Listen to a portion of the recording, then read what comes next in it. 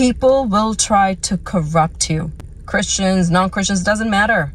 People will try to corrupt you and divide you. Even in a church setting, you need to be strong. You need to be courageous. You need to be on guard. You need to stand firm in truth so that you will not be corrupted by the naysayers around you. A lot of people find themselves so disappointed that maybe they even stop going to church, or they have no more healthy relationships because it seems like everybody's hurting everybody. There will be persecution coming from the outside. There will be fighting. There'll be bickering. There'll be complaining. There'll be finding faults, and there'll be gossip inside your family, inside your church. So you see, from the inside and from the outside, there are people hurting people. So this is why we must be strong. We must be courageous. We must be on guard, and we must be firm in faith and in truth. There are false teachers. There are people who compromise. So when they compromise,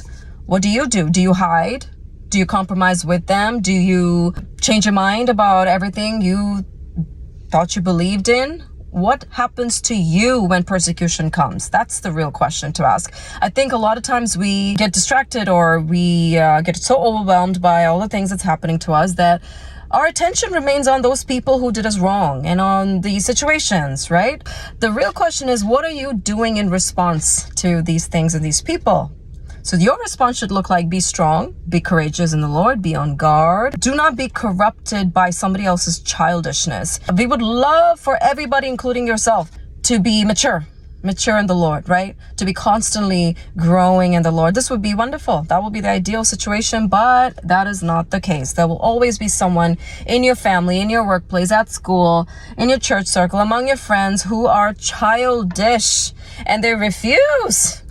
They refuse to change. They refuse to allow God to transform them from the inside out. So you also need to guard yourself from those type of things. When I say guard, I don't mean just take cover, protect yourself. Because then when the walls come up, hey, that's no use either. What I'm talking about is, don't allow these things to affect your walk with Christ and your witness to the world. Because that's your responsibility, you see. Nobody else. You cannot blame anybody else for the way that you respond. For example, somebody can hurt you, but it's totally up to you. It's your choice how you want to respond to that. And you can't blame somebody else for your response. That's your responsibility. Something I always think about is people will hurt me. People will say the wrong things. People who you thought will be coming along with you for the ride. They will never leave your side, etc. But then they disappoint you and whatever.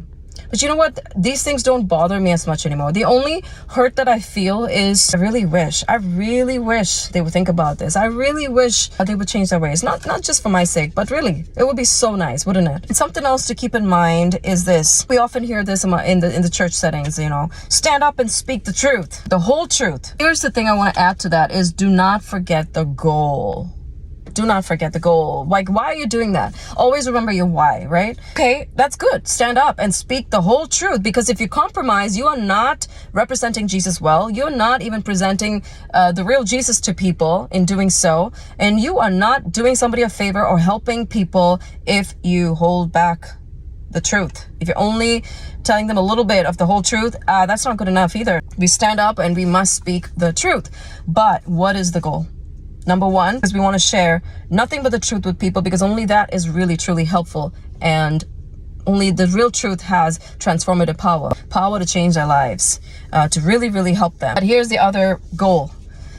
It's Christ-likeness. In everything that we do, the goal is Christ-likeness, meaning that the character and the power of God, both the character and the power of God, are manifested in that situation through you. The goal is always Christ-likeness. So if I stand up and speak my truth like this bold lion, that Christ-likeness was unmanifested, meaning that I was not in love. I was not in peace. I did nothing else but make my point. I roared like a lion, and I roared the truth. Yeah, what's the point if it didn't show an ounce of Christ-likeness? Sometimes we're trying to do the right thing, but we're missing the point. We're missing the mark then. At the end of the day, everybody is the same then. Everybody looks the same, sounds the same. Everybody has the same motivations. Everybody wants to make their point loud and clear. Okay, and what's the point? What's the goal? What is the goal? And I hear a lot of people saying, and I think I made a video on this before, oh, I don't care. And I made a video about this saying, let those words just never be a part of your vocabulary. No. And some people didn't really understand what I was saying. And I thought I explained it, but I'll just explain it a little bit more in this context. Then I think it'll make sense. Oh my gosh, I'm sweating.